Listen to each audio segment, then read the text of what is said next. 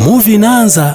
Dada mmoja ameshika pesa, anawakuta wachizi kwenye jalala wanaokota mazaga. Akasema, nahitaji mmoja wenu anifate. Jamaa wawili wakawa wanang'aniana fursa pale, niende mimi. Lakini kuna mchizi ametulia, hataki shobo kabisa. Ikabidi mdada aulize, vipi kuhusu wewe, hauhitaji pesa? Jamaa akajibu, nashukuru, asante. Mdada akasema, unaonekana ujala muda mrefu alafu unakataa pesa. Jamaa akajibu, mimi huwa sipendi masiara na vitoto vya kitajiri kama nyie. Mdada akasema, kila mtu anakuwa na kiasi chake, niambie unataka kiasi gani ili uongozane na mimi. Jamaa kimasiara akasema, nahitaji 300,000. Dada naye bila iana akaitoa. Jamaa ikabidi aulize, upo serious? Mdada akajibu, naomba unifate. Jamaa akasema, kama unataka nikufate, naomba hiyo pesa wakabidhi marafiki zangu. Dada naye akashangaa, ina maana huyu mshikaji hana shida na pesa?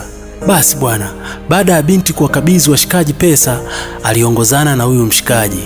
Huyu mshikaji anaitwa Vincent na huyu mdada anaitwa Dola.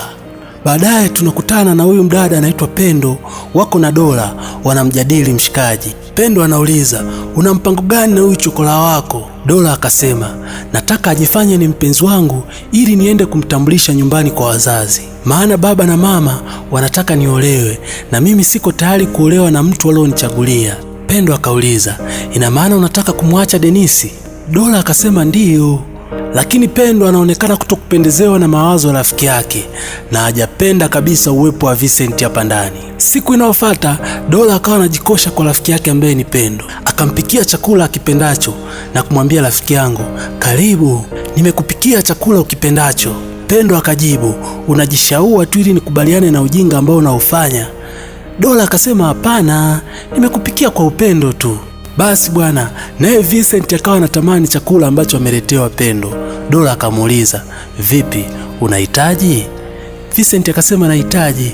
Basi Dola bila shaka akaenda kumletea. Vincent alikula chakula siku hiyo, inaonekana hajapata muda mrefu diko kama hilo. Baada ya msosi jioni, kwa bahati mbaya Vincent alipitiwa na usingizi kwenye kochi. Kwa sababu Pendo hapendi uwepo wa Vincent hapa ndani, alifoka sana baada ya kumkuta mshikaji amelala kwenye kochi. Akawa anasema, ndo sehemu ya kulala hii kweli? Ina maana chumba chako ukioni? Basi Pendo akamwambia Dola, huyu jamaa uliyeniletea hapa nyumbani ni paswa kichwa. Dola akasema samahani. Basi ikabidi amsindikize Vincent akalale. Ni siku nyingine tena, jamaa anaonekana analekebisha TV kwa sababu ilikuwa imezingua. Pendo akamkuta, we, unafanya nini na TV yangu?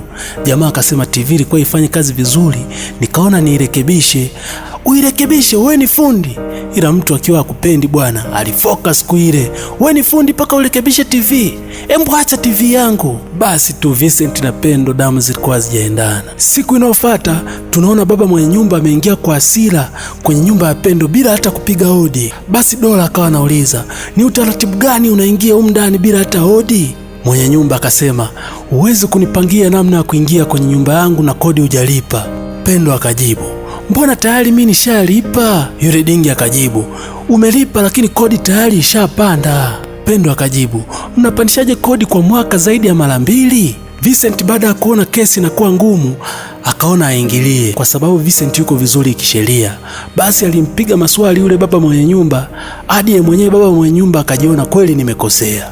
Aliomba msamaha kisha akaondoka. Kuanzia siku hiyo Pendo aliona umuhimu wa Vincent. Kesho yake Dola na Vincent wanabishana. Ulinilipa hela ya siku moja, ona saizi nimekaa siku 4. Basi naomba niondoke Dola. Basi Dola akawa anamuomba Vincent pale, naomba niongezee siku hata 2 basi. Vincent akakataa. Basi Dola na Pendo wakaungana ili wamuombe msamaha Vincent. Vincent baada ya kuona Pendo na Dola wameungana, basi akaamua kukubali. Baada ya hapo Pendo TV yake ilikuwa imezingua, akamwomba Vincent amrekebishie. Jamaa akawa anacheza nayo pale. Ghafla tunamuona Dola anaingia chumbani kwa Vincent na kumpelekea mavazi, kwamba vaa mavazi, kesho ndo nakupeleka kwa wazazi nikakutambulisha. Basi bwana, Pendo akaomba amnyoe ndevu Vincent. Vincent akakubali. Akasema, lakini na hakika unakijua vizuri hicho kitu ambacho nataka kukifanya. Pendo akasema ndiyo. Basi zoezi liliendelea. Asubuhi yake Dola akawa anajiandaa kwenda kumtambulisha Vincent nyumbani kwao. Basi pale akawa anatafuta sio anatafuta nini kwenye pochi. Vincent akasema, kuna kitu unatafuta? Da, alivyogeuka Dola alistajabu kitu alichokiona. Mshikaji baada ya kunyoa nywele ni handsome kinoma. Da, Dola ghafla nikashangaa amezimika, ni hatari. Upande wa Pendo ndo usiseme, ila kabla hajaondoka akaanza kumuhusia Dola kwamba huyu jamaa ni handsome sana, usizame mazima ukajisahau kwamba huyu ni chokolaa. Dola akasema, nani? Siwezi kufanya ujinga kama huu. Picha inatupeleka moja kwa moja kwa kina Dola, baba na mama wakiwa wanaongea.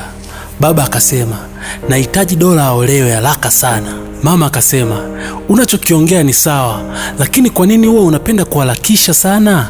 Baba akasema, unajua hapa duniani hatuishi milele, kwa hiyo nataka kabla sijafa nimwache Dola katika mikono salama.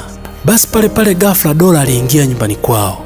Alikaribishwa na mama vizuri, ili amsalimie baba kidogo. Baba akaanza kufoka, ulikuwa wapi na kwa nini ulikuwa upokei simu? We mtoto wa aina gani? Wazazi tukiongea unakuwa usikii, una shida gani wewe? Dola akasema, nimepata mpenzi mpya baba, maana yule Dennis tulishaachana ni zamani. Saizi tuna kama wiki 2 hatujawasiliana, kwa hiyo saizi niko kwenye mahusiano mapya. Baba na mama walishangaa sana, wakasema nini? Baba akasema, huyo mpenzi wako yuko wapi? Dola akasema, yuko hapo nje anakuja. Basi pale Vincent akaingia akawasalimia pale baba na mama, kisha Dola akaanza kumtambulisha baba na mama, huyu ndo mpenzi wangu. Vincent akasema, nafurahi kuwaona. Baba akasema, wewe unaitwa Vincent? Vincent akasema, ndiyo. Baba akasema, sura yako kama sio ngeni sana, kama sio mara ya kwanza mimi kukuona. Basi mama kukatisha maongezi pale akasema, karibuni tule, chakula tayari, karibuni jamani, karibuni. Akawakaribisha dining. Basi bwana, wakati wanakula pale, mama akauliza swali, kijana, hebu niambie ulikutana vipi na mwanangu? Dola anataka aanze kuelezea. Baba akaingilia kati, hebu muache ajieleze mwenyewe. Basi mshikaji akaanza kuelezea pale namna walivyokutana. Akasema, nilimkuta Dola gari lake limeharibika njiani, mimi nikaona sio vyema nikimpita, nikamsaidia kurekebisha gari lake. Hapo tukabadilishana namba, ndo hadi hapa tulipofika. Basi baba na mama waliipenda story jinsi Dola na Vincent walivyokutana. Baba akauliza tena, kijana, unafanya kazi gani? Vincent pale akadanganya kwamba mimi nafanya kazi TRA. Baba akasema, safi. Akamwangalia mama kuonesha kwamba ni kazi nzuri. Baba akauliza tena, Vincent, hebu niambie baba yako anaitwa nani? Vincent akasema, babangu anaitwa Daniel. Mzee akamalizia Mwaipopo. Vincent akasema, ndiyo. Baba akaitikia, nilijua kwamba kuna sehemu nishaikuona. Wewe baba yako namfahamu na nimefanya naye kazi sana. Kumbe bwana, baba yake na Dola anaonekana anafahamiana na baba yake na Vincent. Sehemu ya kwanza inaishia hapa. Nini kitafata sehemu ya pili? Hakikisha una subscribe account, una turn on notification ili wa kwanza kupata story na recap kali kama hizi. Na msimuliaji wako naitwa Baba TZ. Asante.